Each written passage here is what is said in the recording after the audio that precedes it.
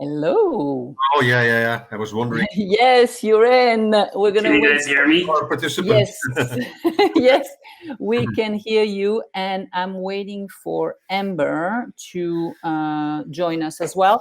Meanwhile, and to the participants to join. Meanwhile, I will start with a short intro and the rules of the game. So this is how it works. Everyone can ask questions. The way you ask questions is on the chat. Here you go. I'm going to get Amber to come in. Welcome, Amber. So yes, hello. Everyone that wants to ask a question, asks it on the chat. And if you want to come on stage and ask your question directly, you may do so by sharing your audio and your video, and I will bring you on stage. But first thing first, questions on the chat. One question at a time, and please no long comments. We want questions and questions, okay? Thank you very much. Welcome, all of you. Thank you for accepting this to play the game. Well, I guess we have already a question by Jonathan. Jonathan is shy, I guess. He doesn't want to come on stage, so I will ask the question for him. Tech and education. Oh, that's a big one. How will it... Oh, he's coming on stage. Where is he? I can't see him. You have to share your audio and video. Tech and education, how will it change? That's a huge one. Oh, he's here. Oh, sorry. Who wants to take that one? Share my screen. Thank you so much for such an interesting session. And I was speaking to a chat the other day regarding the metaverse and how that's going to transform education. And of course, the Gen Z is going to be at the forefront of this as well. It sounds to me, and I know very little about it, but it sounds to me to be an extremely exciting curve, and we haven't really spoken about it. But the way we educate our kids going forward through the ability of metaverse because of 5G is going to absolutely transform education in some ways for the better, just like the internet, and some ways for the worse. So I just wanted to pick up on that, and if you had any thoughts on it. I'm more than happy to start actually on this. It's a very big question, right? And there are, you know, as you refer to, there are a lot of different audiences when we think about ed tech. So from children in elementary school to executives who are participating in lifelong learning programs and everything in between. Now, I would say if you look at, you know, over the last year, we have seen, you know, the biggest shift ever when it comes to digital learning, right? So every institution around the world went digital. So you could say, you know, we are living in the future that was imagined, you know, kind of, you know, to be here in 10 years from now. So that's one thought. And, you know, this will not go away, right? Secondly, if you look at investments in edtech, in the last quarter last year, 17 billion has been invested in edtech solutions. So if we think about, you know, the platform today, Hopin or Zoom, you know, in a year from now, in 2 years from now, we have those applications in version 2.0, 3.0, 4.0, you know, and we look back and say, oh my gosh, I can't believe how poor the experience was in 2021, right? So that's basically, and then you look at the role of AI, right? The role of AI and adaptive learning in supporting adaptive learning technologies. You know, the chat box, the intelligent chat box. If you take a course, basically the chat box will help you to go through the course. If you ask a question, the chat box knows how to answer the question. If we think about children, right? So there are amazing applications available for kids to advance their math skills, you know, based on adaptive learning technologies. You know, and I argue that's way more effective than what you can probably can do in the classroom. So tech, you know, we haven't seen anything yet. Huh? That's kind of my view. It's like, you know, yeah. I just think this experience we're having it isn't particularly good, but in a couple of years, it's going to change enormously. and likewise for education as well, in terms of having that immersive experience, which is going to be so much more. You're going to remember it, aren't you? You're getting much more of an experiential experience as opposed to this 2D or sitting at the back of the classroom. Yeah. And if I could just add to that, in terms of taking the ed tech into the HR tech, and when our talent goes to study a program, often it's majority of the cases because they're looking to secure a certain opportunity, or they're seeing it as a vehicle to their stepping stone or that career aspiration that they have. And just how the world of HR has gone completely virtual. It's been so accelerated during the pandemic, but for so long we've been using, it's more than 75% of companies use applicant tracking systems, more than 98% if we're looking at the Fortune 500 companies. So from the basics of, like Nick raised, the CVs, if you're not using an applicant tracking system, optimized CV with certain fonts, that you might not even get past that scan. And then everything that has to do with the game-based assessments, the Arctic Shores, the Pymetrics, and at least 40 other companies out there that are very active in this space that are assessing your cognitive and emotional traits, and the number of companies that are no longer posting vacancies to a job board. If you don't fit that prototype of their top performers, well, you're not even getting the vacancy.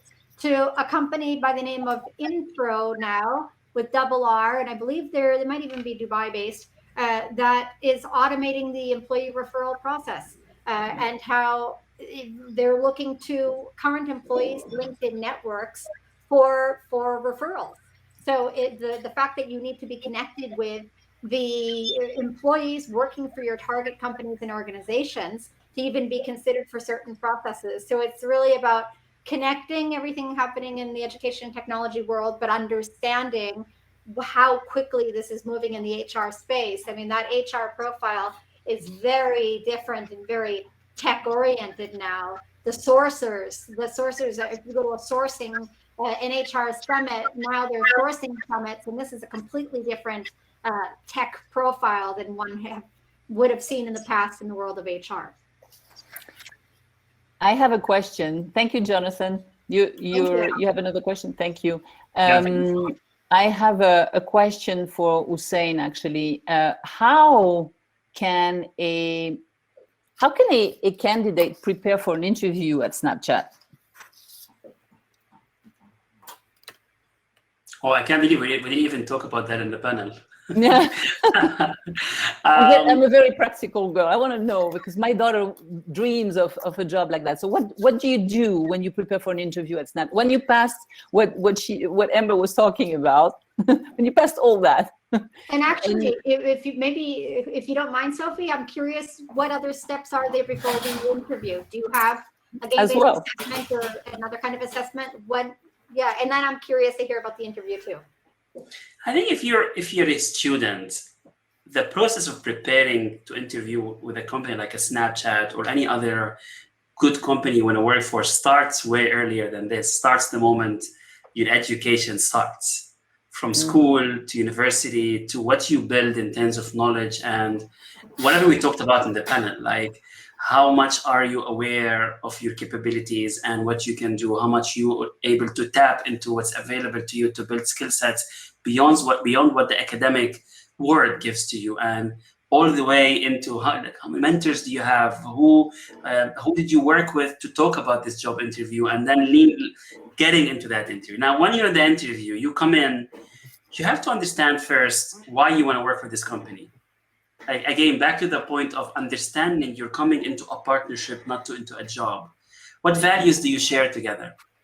And the understanding this and genuinely doing it, and do I share values? There's a lot of companies that I look at now, if I want to find a job, I don't share my values with them. Not that they're bad, not that I'm good. It's just we have different values. It is extremely important now, if you want to succeed, is to understand what values you share together. And then there is the skill set component and the job itself.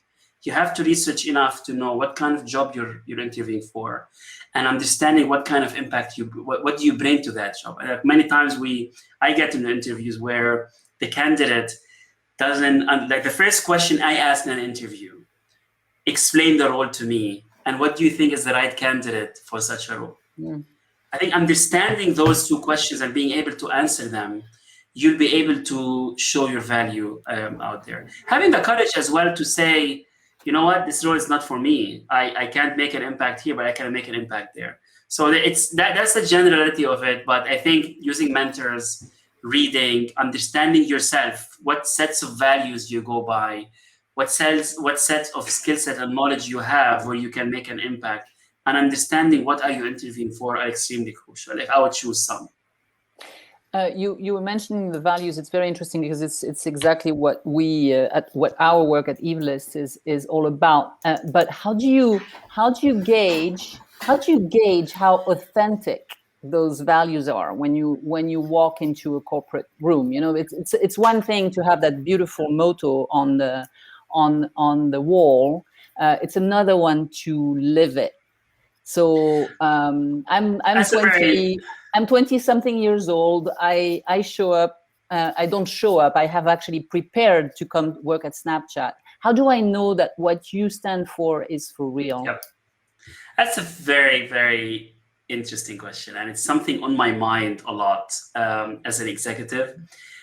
I fundamentally believe that the process of hiring till now, in general, needs to be changed and needs to be disrupted itself. Till now, the hiring process is very heavy on the CV.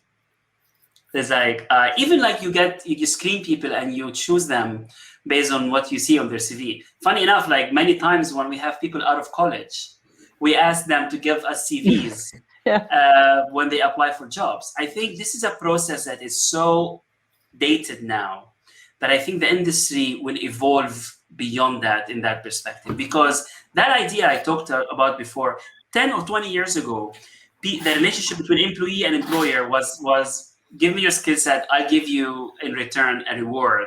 And that's why the CV was important. You're coming to deliver a certain job. Now, CV cannot cover any of the things that you do. Now, I do understand, and I acknowledge this is a challenge, and as a company, we try to work around it. One of the things we do, for example, we integrate our value requirements in our interview process. So one example of this is when a candidate interviews, there's a panel of 4 people at minimum. And when we assign the panelists, we actually assign a value to each panel to check against. So instead of going in and having a general interview, I would go, if I am on that panel, I would be assigned kind. Can you focus on courage, getting an example on courage, how this employee is having empathy, how they instill trust, and then double down on that. By being able to focus on one value in an interview instead of everything, it gives you a slightly better chance to check against it. That is one. 2 is the dynamic of when they come in.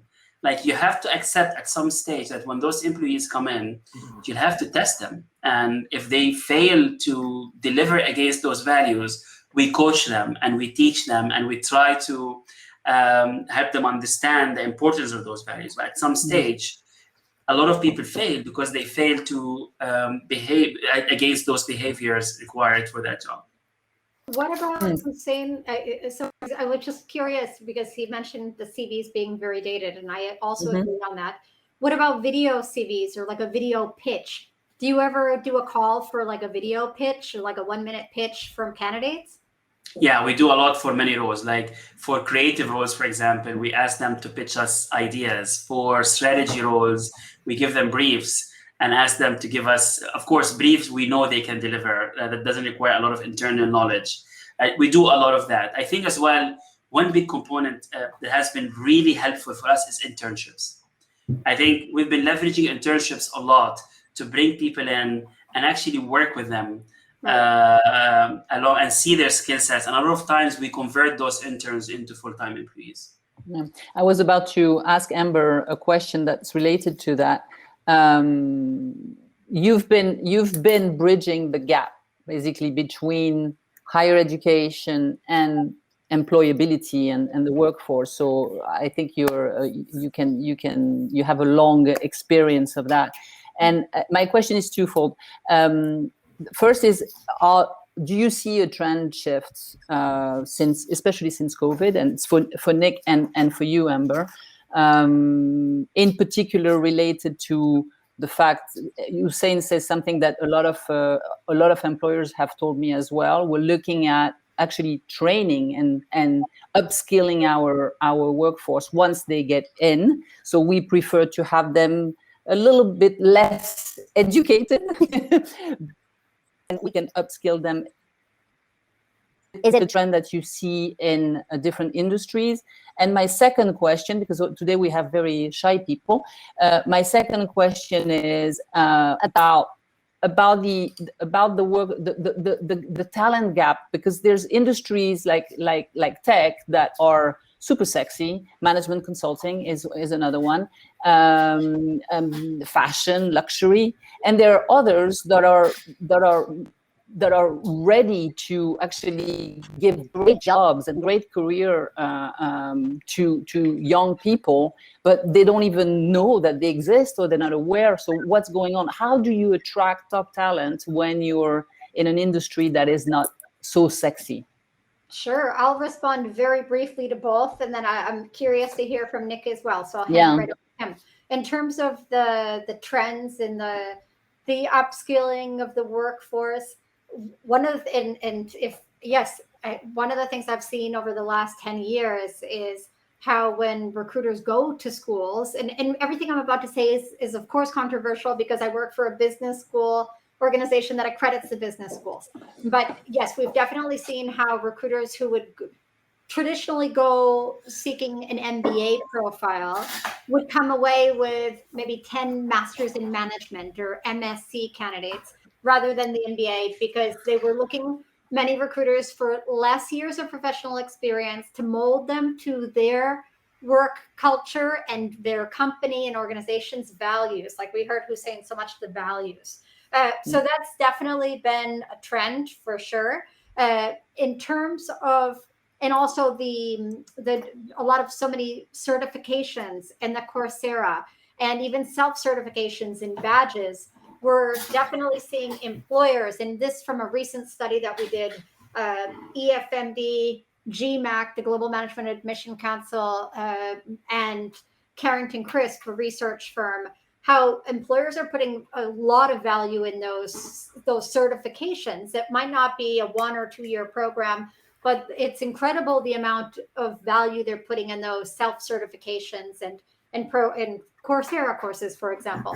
Then I want to just talk briefly about that talent gap. And here we do a lot of work with companies and organizations that might not be so sexy, and it's not the companies that students, when they go into a business school, envision themselves working for.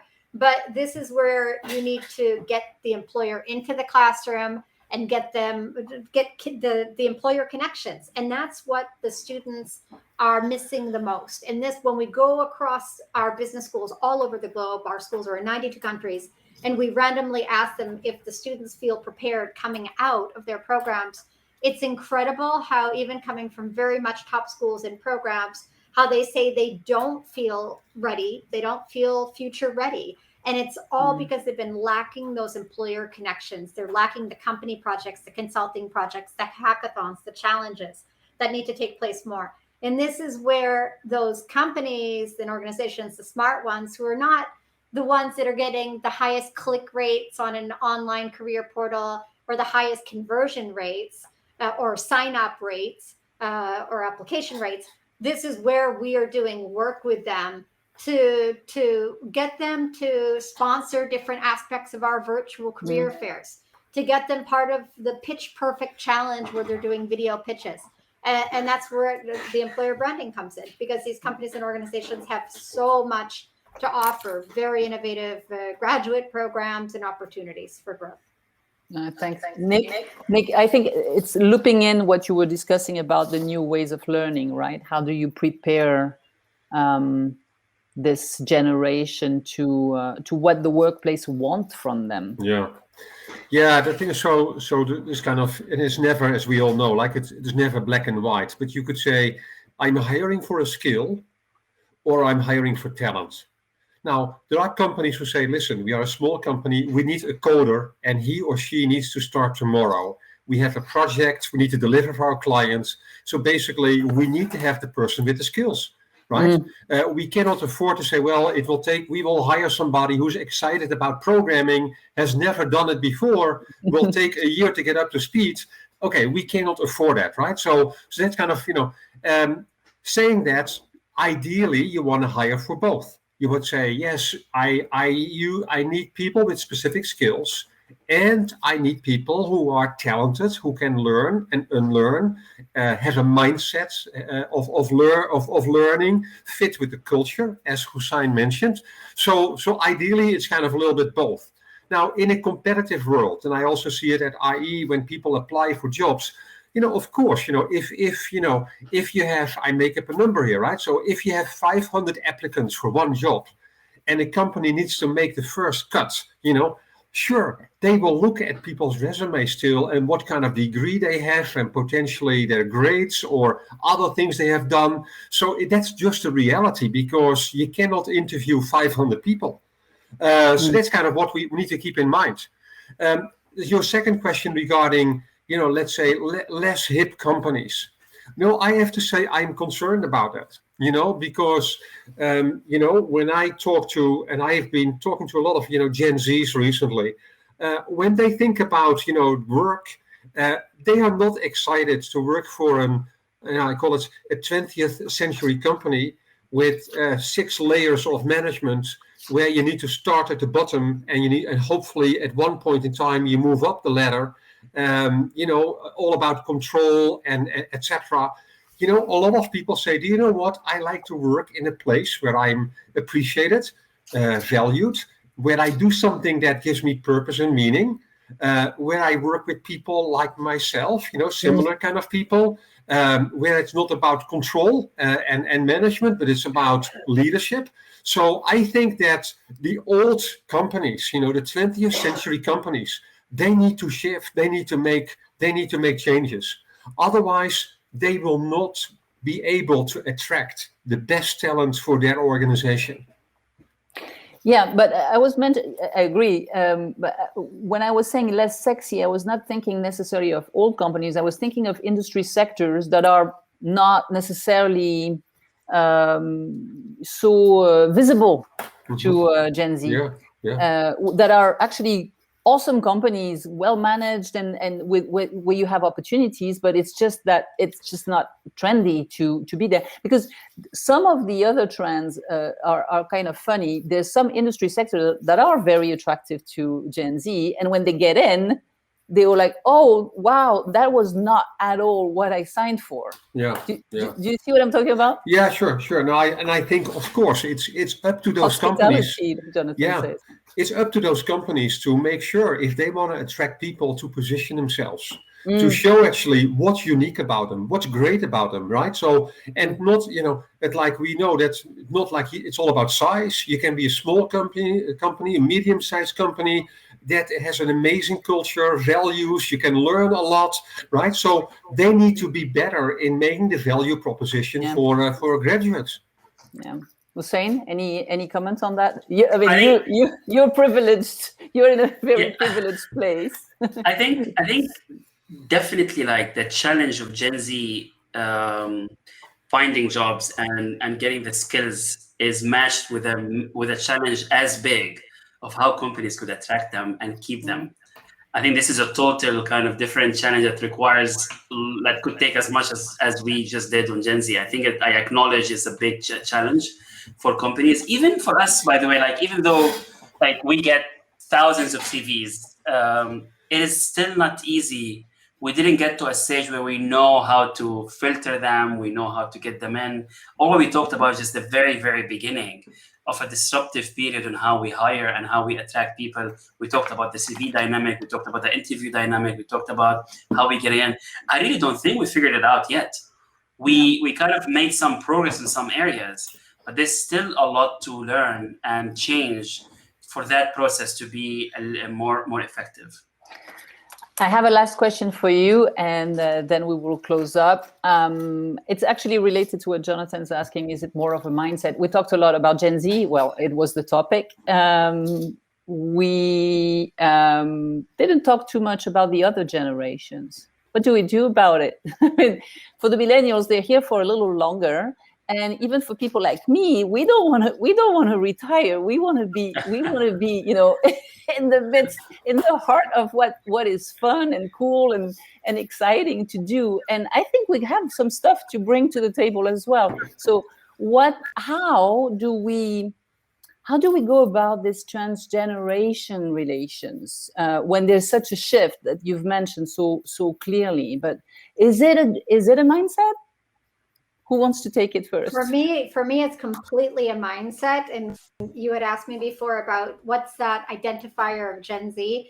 And I said it's that what we're hearing about now is the talent that pursue that opportunity that fits their interest and motivations 100%. They're looking for that. Well, like it's the opposite in HR. We talk about the purple squirrel, that ideal candidate. And it's the Gen Z that's really looking for that. And that's what we're hearing from our career centers all over the world. They're really looking for that perfect opportunity. So it's about, we do a lot of work in getting them to be more open, be more flexible, go to all career fairs, approach the companies that are not initially on your radar. Me personally, I'm Gen X, born between 1965 and 1979. And I suppose that I also have that same, I say it's a mindset because I have the same thing. I would pursue an organization that's a perfect fit with my interest and motivations. And I feel like the older and more experienced you get, the more, like when I was initially starting many years ago, my career, I guess I wasn't pursuing that exact. I was more open, looking for like those stepping stones that would help me get to the next stage. But I believe our generation, the Gen X, the talent that I work with in this generation, even more so, they're looking for it to be like the exact fit. So a mindset for sure. Agree. I think, Sophia, if you think of what we just talked about when it comes to Gen Z, we talked about self-development, we talked about values, we talked about the importance of technology and understanding technologies. We talked about how we should have expectations. I think all those apply to any generation. It's not really limited to Gen Z in requirements. I think older generation has more responsibility. When we talk about diversity and inclusion, for example, there's a lot of responsibility on management layers that are young. I think the responsibility of older ages to set the scene and set the platform for that generation to come in and it has a bigger weight into it. But I really don't think any of the values or the components we talked about apply only to Gen Z. I think it applies to everybody. And when it comes to you, I think you're going to be doing pretty fine. You're already part of a very interesting industry. And okay, I'll get an interview then. I'll try to get on the interview process. Would love to. Nick, what do you think? No, I think that this also goes back to learning, right? So what's exciting about learning is, and what we know from the neurosciences is that people can learn their entire life into their 80s actually, as long as we are lucky that we stay healthy. But our brain is a fantastic muscle that can continue make new connections. Now, there are things that if you are 15 years old, you can do better than if you are 65 years old. So as an example, memorization. And what we know from people who are a little bit older is that they can make connections between a number of different things that somebody who's 20 cannot make. And that's why we talk about wisdom. So I think, that's the opportunity for, different generations in the workforce. It's like, yes, continue, learn and grow, connect people and learn from the wisdom of others who have been around for quite some time. Yeah, as much as we don't want to stereotype Gen Zs, we definitely don't want to stereotype boomers. Salma asked a question. In the startups and tech world, would master's studies differentiate candidates for certain roles as it has been doing for other industries? I believe it definitely gives talent an edge for sure. I talk about the self-certifications and badges, but often it's like one of the first filters that a company will look for is having studies or courses in certain areas, and when talent doesn't have it in their professional experience, it's definitely a way to get it on your CV, into your keywords, phrases, and experience, and get past that applicant tracking system scan. And also, of course, when you actually get to that interview and able to talk about that. So definitely gives talent an edge, in my opinion. I think it's just that back to my point of the difference between having the knowledge and being able to process that knowledge into real thing. You could do 10 degrees. If you don't know how to process this knowledge and turn it into practical skill and expertise, it wouldn't make a difference. And that idea of just having a degree to get you a job, I think those times are gone. And we see a lot of successful people don't even have degrees. But if you did your master and you're able to turn that knowledge you got, which is an amazing knowledge, an amazing opportunity and privilege, to turn it and to evolve yourself and self-develop, and that will translate into something, I would say definitely gives you an edge. Nick disagrees a little bit. Well, I've just taken my example. Like my son, if you look at the chat, he will complete his master in big data and analytics, and he has a bachelor in international business administration. And you know what? It's obviously that he applies for roles, and because of that degree, it gives a competitive edge in the market. Because there are companies who are looking for more people with a skill set related to business and technology and data. So, yeah, that's definitely like a case. I'm not saying it's not important. I'm just saying, will it make you successful to get in? I don't think it's necessarily a given for granted. Definitely, it gives you an edge, but it doesn't take things for granted. You should not take this for granted. And I agree, Hussein, too, right? So I think it all depends on, first, if you hire people, it's about their profile, their social skills, as I mentioned before, values, team workers. There are many things which are way more important than just a master degree. You can have a master degree with the highest grades, actually. But if you don't have some of these kind of foundational skills, guess what? You will not make it, right? So. Great. Salma is applying for that analytics program, so she's reassured right now. Thank you all. I want to add just one thing is to all the young people that are interviewing or that are looking for job. It's also an interview process is a two-way thing. So as you get interviewed, interview your interviewer. Yep. Double check, triple check that what he stands for is for real, and that it is a place where you will feel like you belong, like where you will have the safety to be the person you want to be and contribute to the organization to the best of your abilities. And this doesn't mean that there's great companies and bad companies. There's great companies and bad companies for yourself. It's just a matter of matching. So that was my little 2 cents on it. Thank you all for joining. It was really a fantastic episode. I am very, very, very honored to have all of you this morning, and we will be replaying this episode on demand on the worldforum.com website. Have a great day. Have an awesome summer, and we'll see you back in October. Thank you very much. Thank you, Sophie. It was nice meeting you, Hussein and Ember. Nice meeting you, Doctor. Bye. Bye. Bye. Take care. Bye.